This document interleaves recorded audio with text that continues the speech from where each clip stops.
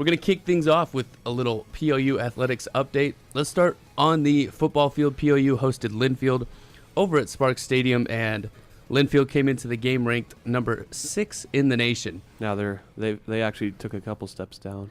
And the PLU football program is to credit for that, because you guys took them to the absolute limit, taking them into overtime. Did the PLU football program. You guys got the ball first at PLU and had a field goal chance, and it was blocked. Yes. Correct? Yes, it was blocked, yeah. So PLU has its field goal attempt to go up by 3. It gets blocked. Linfield gets a chance now with the college overtime rules being what they are. Linfield got a chance, and they had a field goal attempt, and it got blocked. However, PLU gets called for a roughing the kicker call. He actually missed it. It was wide right. He missed it? He, in fact, missed it. Wow. It's crazy. He misses. Regardless, he misses the kick, but PLU gets called for roughing the kicker. On the very next play, Linfield goes in, runs around the right side, and scores a touchdown for what would be the game winner. DJ, if you would like to speak on it, go ahead. If you don't want to, I know it's still pretty fresh. Yeah, pretty emotional game for me. You put so much into that week. With that being they're the sixth ranked. They were the 6th ranked team in the nation, and you put so much effort in the week to get over that hump and try and upset them. It just it didn't work out. We were right there. I feel really bad for the defense because offensively we didn't quite do our job, and we couldn't score more than 10 points. Well, and part of that is you lost Cole Chandler early in that ball game, which he's your starting quarterback, but in my humble opinion, Walker Lavoie is very serviceable as a quarterback. He can handle business back there. And they had a competition in the fall. We knew that coming in, that there was going to be a competition, and it was neck and neck up until the very, very last practice. Cole ended up pulling out of that one with the starting job. But Walker played great, and I'm excited to see what he has going forward. But tough loss.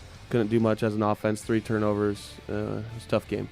Yeah, very crazy. Seth, you got thoughts on PLU taking Linfield to their absolute limit?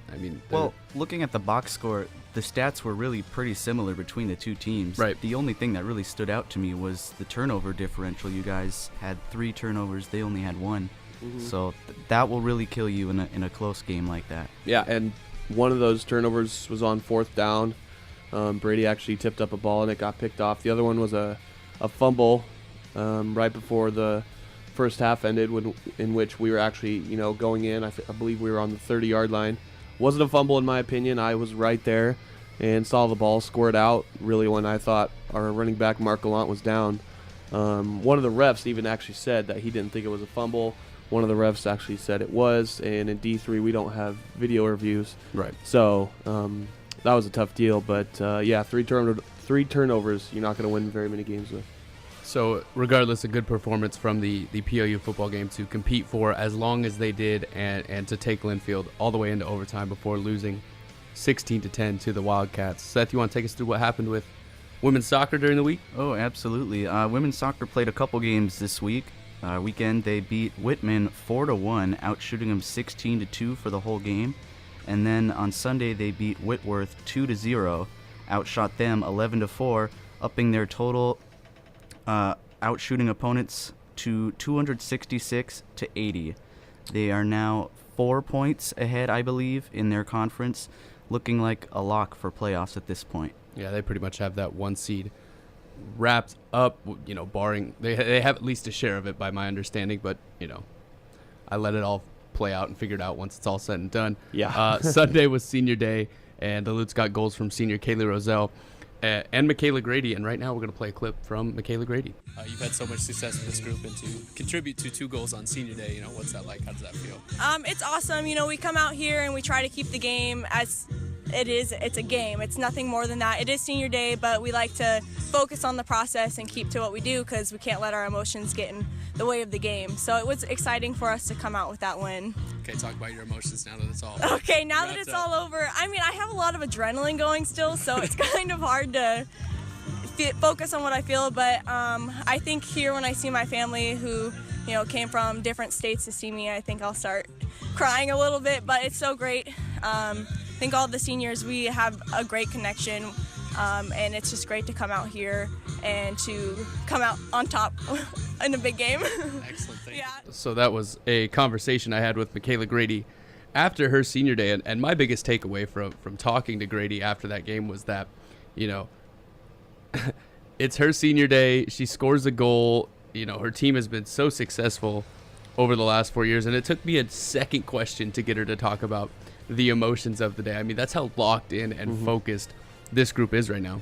Yeah, women's soccer, they've always, even last year, they were locked in and ended up winning the conference. And I think they're kind of lining up for the same result this year with that they're 4 points ahead in first place right now.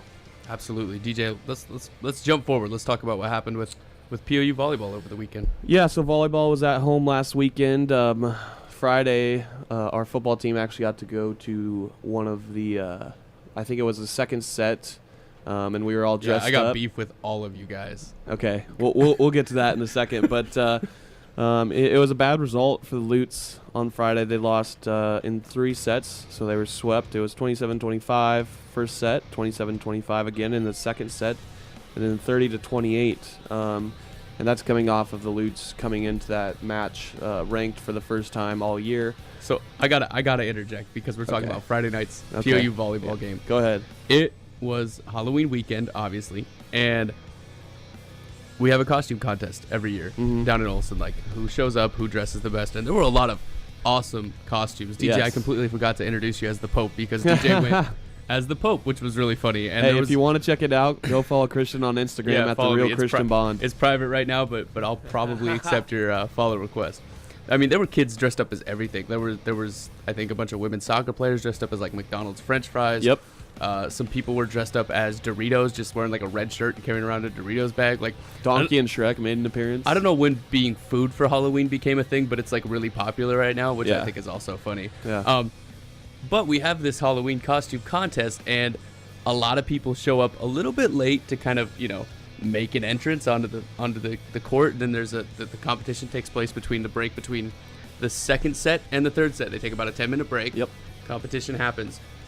After whoever won, do you know who won? Walker Lavoie. Walker Lavoie Yes. as Napoleon Dynamite, Yes, right? yes, he was. It was Napoleon. a very, very good costume. I think He looked danced for it. exactly like him. That was no wig or anything.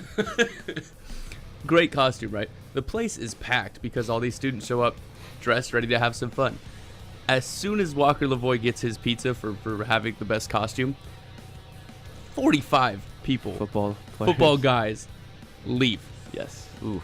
One thing I will say They to left. that, Okay, yeah, try and defend yourself because this is bad, DJ. the reason that, well, I can only speak for my house. The reason we went home You have was bedtime, 'cause- you have curfew. Well, come on, what is this? Well, we don't technically have a curfew, but we did go home. We got our stuff ready for the game, got some more film study in, and got hydrated up some more to get ready for that big game on Saturday. So I can only speak for my house, but that's the reason we left. I don't know, DJ. It really wasn't. I mean, what's 20 more minutes to watch what ended up being the third and final set for this volleyball game? I don't know. It just looked really bad when all of you guys took off and like a herd of you guys took off and left. Which is totally understandable. I can understand where people are coming from. Would you like to say you're sorry, or would you like to ride with what you did? I'll just ride with what we did. I'll just ride with what we did there. Yeah. I'm just gonna stay out of this simply because I haven't gone to any PLU sporting Yeah, events, you can't talk so either. I feel that wouldn't be very fair. I don't know. I just think it's tough to say, hey, come out and support at one on Sparks when you could make it for a set and a half of a volleyball game the night before. Like, I don't know. I don't know about that one, DJ. I'm gonna call you out on that one. All right. That's a tough deal. Yeah. We'll just leave it as it is. Tell us what happened on Saturday yeah. night. Senior night. Anyways, even though the football team left, the Lutes continued to play volleyball on Saturday night for senior night against Willamette. They swept the Bearcats 25-16, 25-13, and 25-15. As of right now, the Lutes are 18-4 overall, 12-2 in conference. To my understanding, they have a 1-game lead over Whitworth. Yep. Right now for the conference lead. So if they can win out, which is very, very likely, They will lock up the conference and get that automatic bid to the playoffs. In fact, tonight they have a game against UPS, right, Christian? They do, And it is a definitely be here for blackout. it. So come on out and support your Lady Lutes. Will you be there, DJ? And wear black. I will not, because I have night practice from 6:30 to probably 10 tonight. Man, what it a depends tough on deal. how Scott's feeling. All right, let's wrap this thing up. Let's talk about men's soccer. Men's soccer had huge games this weekend. First, it started on Saturday when the Lutes hosted Willamette. The Bearcats tied the game at 1 late in the second half, I believe in like the 82nd or 83rd minute. It took 38 seconds for PLU to answer and go back on top 2-1. Eddie Na scored a goal, I kid you not, 38 seconds later, and the Lutes would go on to win. They would beat Willamette 2-1 as the final score, and that was a huge game because that was 1 and 2, right? pivotal. Yeah, that was 1 and 2 in the Northwest Conference. And, you know, PLU, after their crazy weekend last weekend against the Wits, you can go back and listen to how we talked about it and how we described it on Half Athlete Radio Hey. on YouTube. You know, just to be able to get to this point and then to win that game that they needed to win was huge for them. We move forward to Sunday. The Lutes played Linfield, who came into the game 0-11-1 in conference. I mean, that's a game that they could wrap up, and they did. PLU beat Linfield 4-1. At the same time, Willamette played Puget Sound. Puget Sound beat Willamette. Hey. So that gave PLU another edge, and now PLU, I think, has a chance to, again, at least share the conference title, if not win it outright. Yeah, because it's based on points, right? So There's a point system as well as the record. So, you know, again, I've spent maybe 20 games of my life following soccer. That was this year for PLU athletics. Yeah. But going off their record, and I mean, they have a chance to at least share. There was some more huge news that came from Sunday's senior day. There were only 2 seniors on the PLU men's soccer program this year. It was Bennett Bugby and Eddie Na.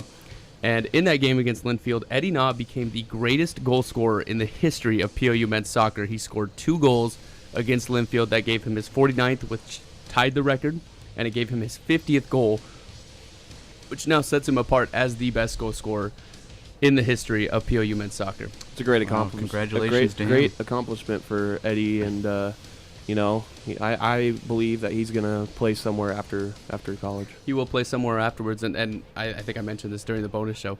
But I do a lot of work for PLU as far as their Hall of Fame is concerned.